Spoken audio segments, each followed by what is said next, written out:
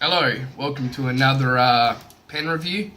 Today I'll be reviewing a pen that just arrived. It's a PSP pen. It's the Soquel. So it comes in this nice little box. Well, it actually also came with a free pen. It's just the cheap Chinese knockoff of the Parker 51. But it's still, nice to get something for free. And these are, nice little pens. Can give it away as a present or keep it for yourself. I've already got one I ordered a while ago, so I'll probably end up using that as a present for someone or adding it in as a stocking stuffer. Alright, so this is the box. It's quite nice. It's got a magnetic catch on it. It's not too bad quality. You open it up and there's your pen inside. Alright, so this is the PSP Soquel Ebonite fountain pen with an aerometric filler.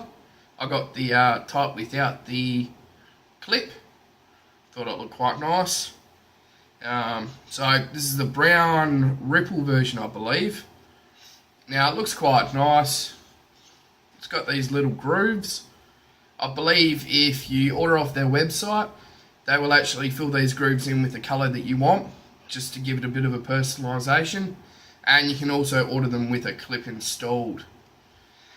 You unscrew it, and screws quite nicely on. It's got a thread there on the back, which means that it posts quite securely. I quite like that. Now it does have quite a step down here, but I was playing around with it earlier, and it's a little bit sharp. I wouldn't say it was a hindrance to actually writing. That's quite nice. And you unscrew it, and you've got a typical Chinese aerometric filler. Now, I've had issues with these types of fillers in the past, and I have read a few reviews where people have had problems with this filler, with the metal flaking off and such. I imagine you could possibly turn it into a eyedropper, but I'm not too sure how the Ebonite would actually handle that. So I'm just going to use it as is. I haven't actually inked this up. I'll do that during the review just to see how well the filling mechanism works. Now, the reason for buying this pen is actually for the nib. But I was having a look at the feed, and I don't know if you can see it here. I'll try and get a close up later. The feed is quite unusual. It's not a typical cut with the channels. So, yeah, it's a bit interesting. But the nib is a new old stock eversharp 14K gold nib, and it's made in the USA. Now these are supposedly flexible nibs. I got the fine nib because they'd run out of extra fine when I tried to buy one. I believe on their website they've only got fine and medium in store at the moment as of this review. They also have an eBay page if you find eBay easier to use. This is where I got mine off the eBay page. It was slightly cheaper than their website, but this wasn't by much. It was a couple of dollars cheaper. Alright, some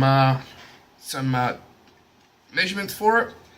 Alright, so capped, it's 133 millimeters. Uncapped, it's 120 millimeters. Posted, it actually becomes a massively large pen. It's actually 171 millimeters long. Now, I was looking at this and I'm thinking it might be a bit too long for someone with a really small hand to post it.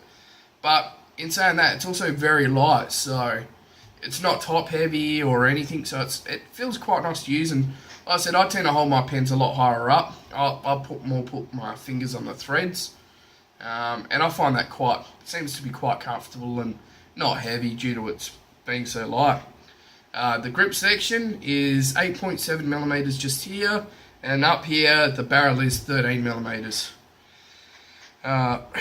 Weight with the cap is 16.29 grams, so it's an incredibly light pen, and without the cap it's only 12 grams.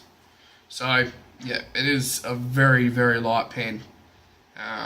But, like I said, you put the cap on the back and it becomes almost like a paintbrush. So we'll see how it writes, and we'll do some close-up videos in a minute. So I filled the pen up with some Private Reserve Orange Crush, quite a nice ink. Being a typical Chinese aerometric filler, you know, they don't fill up all the way and they tend to be pretty average, but you don't buy the pen for that, you're buying it really for the nib. So let's give it a crack. We have the PSP Ebonite Soquel in a fine nib, and this is the brown ripple version.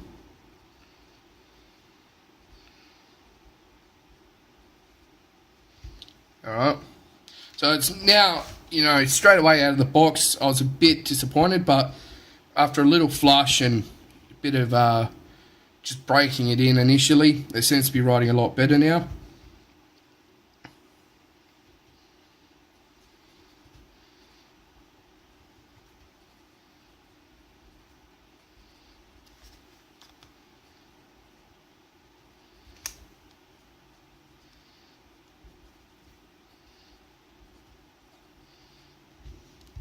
So it's writing quite nice for a typical pen with no pressure. Feed keeps up fairly well with no pressure. But alright, we'll try the flexing where this pen's meant to shine.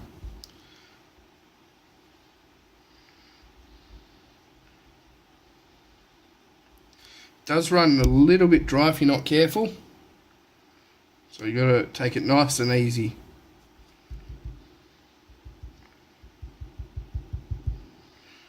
And if you are trying to get a bit extra out of it, you will see a little bit of ink splosh out. Now it's writing dry again.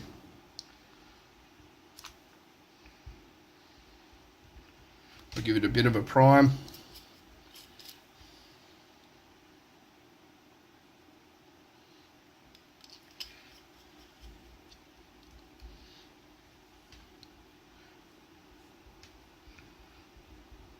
No, and it's dry still.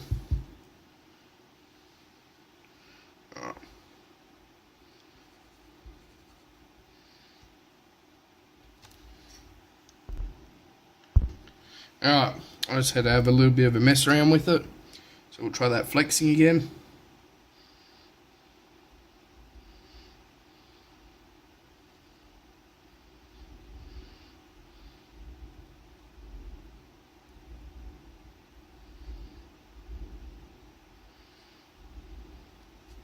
This pen won't take it too much if you know, you go too fast while flexing, or if you over flex, the feet does run fairly dry.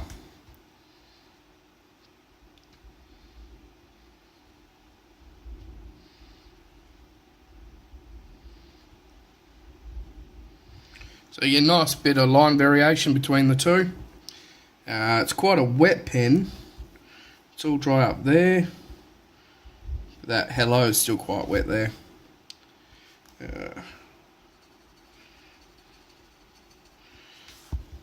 Might not be able to see that, but that lays down quite a lot of ink, which you want in a flex pen. So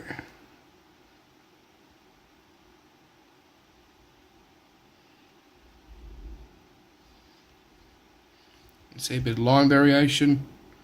I'll go no pressure.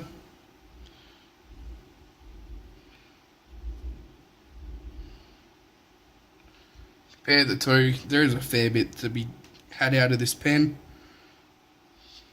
but I wouldn't call it a true vintage flex. So, alright, that's all we've got to add, and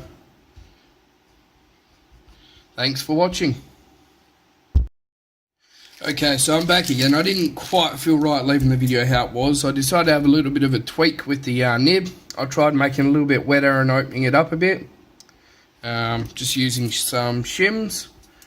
I like to use a nice bit of thin shim, fold it over, stick that in, then just wedge a couple of thicker ones in between those two thinner shims, and it helps to prevent the tines from misaligning and just spreads them out a little bit. Now that I've done that, the uprights are a lot better. Even the while flexing. So look.